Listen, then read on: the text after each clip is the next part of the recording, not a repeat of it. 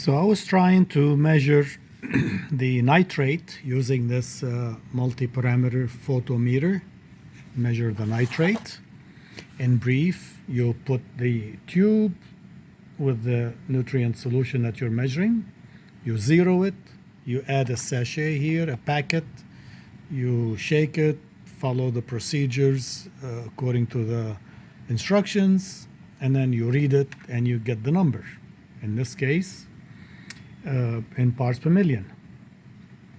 So these two tubes are for these two samples, and I diluted them 10 times. Okay, and I got 26 parts per million in this one and 40 parts per million in this one. So I thought, well, let me see if I don't digest it at all. Sorry, if I don't dilute it at all, what would I read? Since this unit has a range of up to 30 parts per million.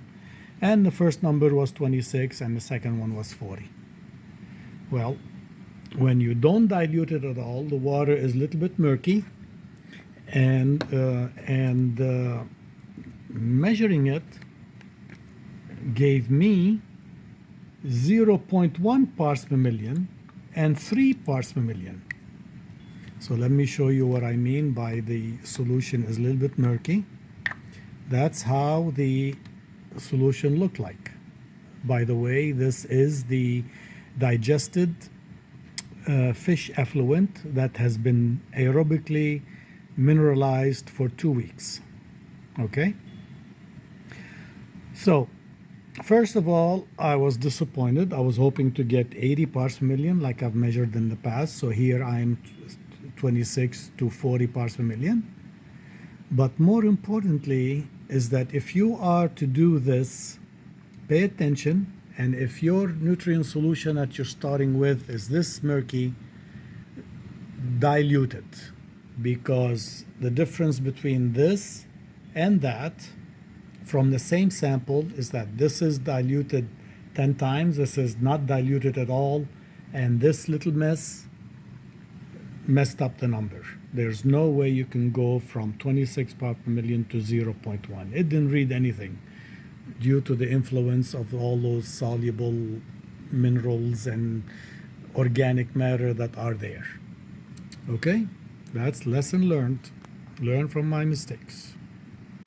So the next step is to filter the sample and run it again, and to see if those floating solids or whatever it is are interfering with our sample. So I'll measure it again, dilute it again at 10, 1 to 10 times, and then we'll see what those numbers are. This is a lot clearer this time. We remove the yellow solid. So follow up to the earlier video. We found that filtration is the key to the success. Okay? So the raw sample as it is has too many solids, floating solids, whatever, that are interfering with the chemical reaction, or I don't know if it's binding nitrate, or they are interfering with the measurements.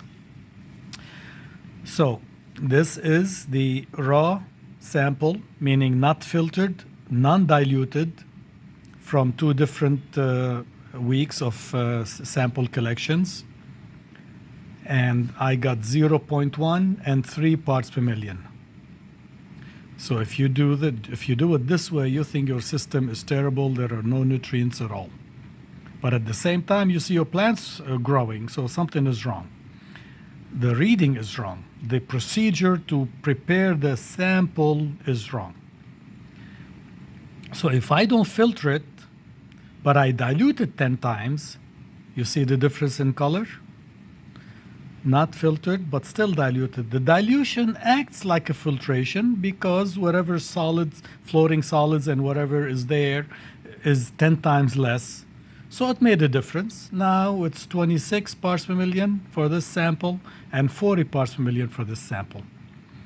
But you filter it and dilute it 10 times because the machine reaches a maximum of 30 parts per million, and see how much clearer that sample is compared to the previous one. I think you can see a little bit of color difference. The one on the right is still kind of yellowish hint to it versus very clear on the one on the left. And now we went from 26 and 40 to 72 and 64. So the bottom line is, do not trust the numbers immediately. Think about the procedure. Follow the procedure carefully that comes with the instructions. If you have floating solids, like I showed you in the previous video, how the water sample was murky, you gotta filter it. If you don't filter it, you're interfering with your measurements. You spend 10 minutes to take a reading, and you have a $1,200 piece of equipment, and you get 0.1 parts per million. Follow the instructions, think logically about the numbers that you're getting, and all should be well. Enjoy.